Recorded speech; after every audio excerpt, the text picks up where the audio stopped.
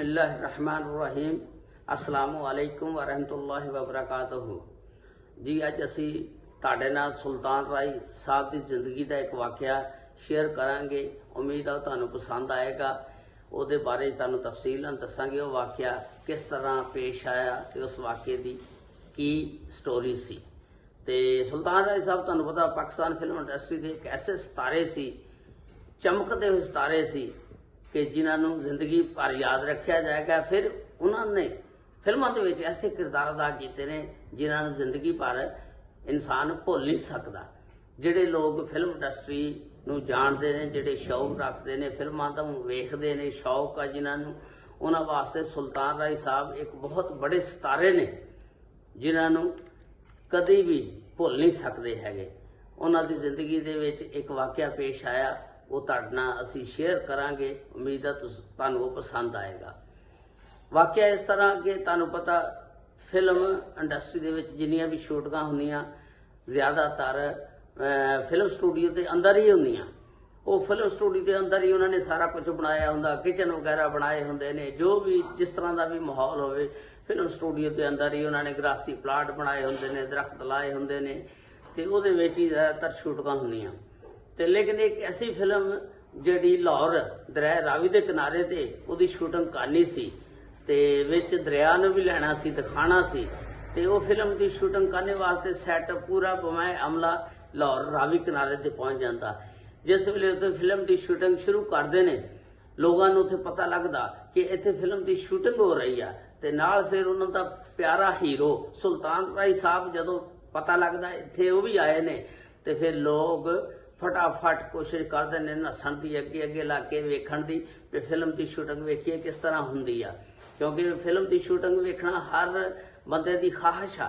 नाल फिर अदाकार नूं वेखना जाके अपनियां अखां नाल, अगे तो फिल्म दे विच वेखदे आ ना, ते फिर वो बहुता शौक पैदा हुंदा, बंदे नूं दिलचस्पी पैदा हुंदी है। सारे उत्थे लोग इकट्ठे हो जाते हैं। हजूम इन्ना ज़्यादा बढ़ जाता कि फिल्म की शूटिंग भी रोकनी पै गई। तो उत्थे फिर जिस वे फिल्म की शूटिंग रोकनी पै गई तो लोग को 5-7 मुस्टंडे भी इकट्ठे होके आ गए। तो जिस वेले फिल्म इंडस्ट्री के जिन्ने भी बंदे अमला हुंदा वो नाल जिहड़े मुहाफिज रखे हुंदे ने उन्हां नूं रोकण की कोशिश करते हैं। वो जिहड़े नाल 5-7 लफंडर आए हुंदे ने वो फिर उन सुल्तान राय साहब नूं गालियां वगैरह भी नाल कढण लग पैंदे ने। सुल्तान राय साहब बड़े परेशान हो जाते हैं। फिल्म की फिर शूटिंग जिहड़ी आ वो रोकनी पै जाती है। फिल्म की शूटिंग फिर रुक जाती है।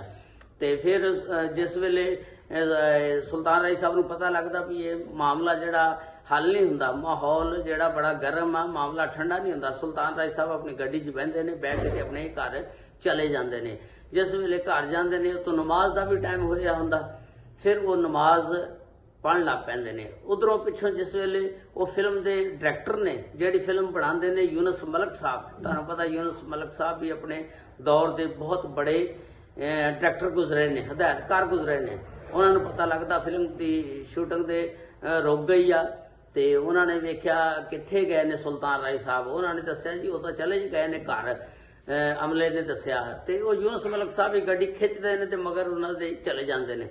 जाके सुल्तान राय साहब नूं वेखदे ने तो सुल्तान राय साहब नमाज अदा कर रहे होंदे ने। उन्होंने पिछों सुल्तान राय साहब दे खड़े होके वेख्या। जब उन्होंने सलाम फेरिया, उन्होंने फिर मोढे ते हथ लाया। उन्होंने कहा चलो जी अगर तुसीं नमाज पढ़ लई तो चलो आपां चलीए। जाके ते वो जिहड़े बंदे ने तुहानूं गालां गूलां कढ़ियां उन्हां कोलों बदला लैंदे आ ते वेखदे आ। ते लेकिन सुल्तान राय साहब एक एडे रहम दिल नरम दिल आदमी सी, ते वो मुत्तकी भी सी, परहेजगार भी सी, 5 वक्त के पक्के नमाजी भी सी। फिल्म इंडस्ट्री दे विच वाद असी सुल्तान राय साहब अदाकार वेखे ने जिन्हां ने 5 वक्त के पक्के नमाजी सी और फिर रहम दिल सी, नरम दिल सी, लोगों की बहुत ज़्यादा हैल्प करते होंदे सी। लोगों नूं जिहड़े गरीब घर दे लोग सी उन्हां नूं राशन वगैरह भी दिंदे होंदे सी। ते उन्होंने सुल्तान राय साहब नूं कहा कि चलो चलीए आपां जाके उन्हां कोलों बदला लैंदे। सुल्तान राय साहब ने उन्होंने कहा कि मैनूं एक बार दुआ मंग लैण दो।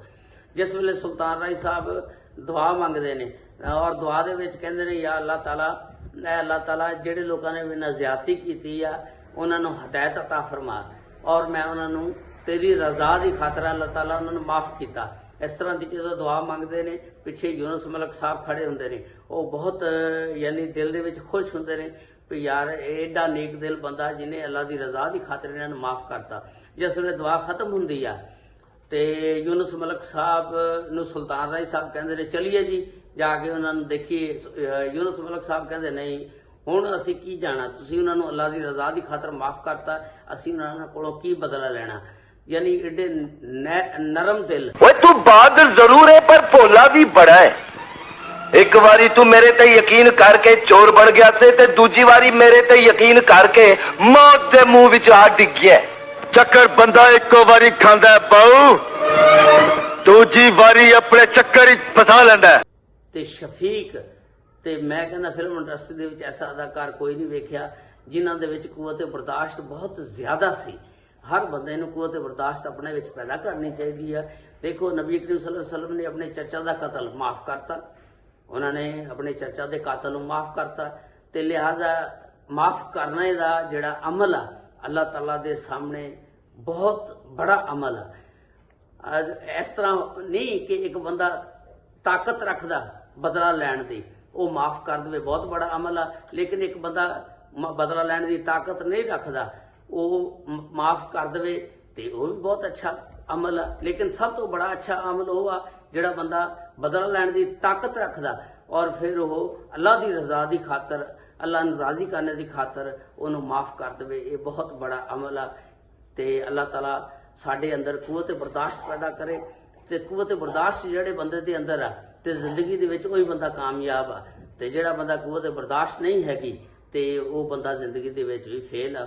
अल्लाह ताला सारिਆਂ ਨੂੰ अपनी रहमतां दे नाल नवाजे। अस्सलामु अलैकुम व रहमतुल्लाहि व बरकातहू।